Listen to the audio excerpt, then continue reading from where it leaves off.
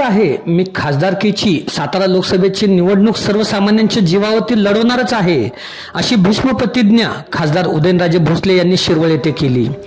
सातारा जिल्ह्याच्या सीमेवर असलेल्या सारोळा पुलावर खासदार उदयनराजे भोसले प्रेमी व भारतीय जनता पार्टीच्या वतीने खासदार उदयनराजे भोसले यांचे ढोल ताशांच्या गजरामध्ये व फटाक्यांच्या आतिषबाजीमध्ये जोरदार स्वागत करण्यात आले। त्या प्रसंगी ते बोलत होते।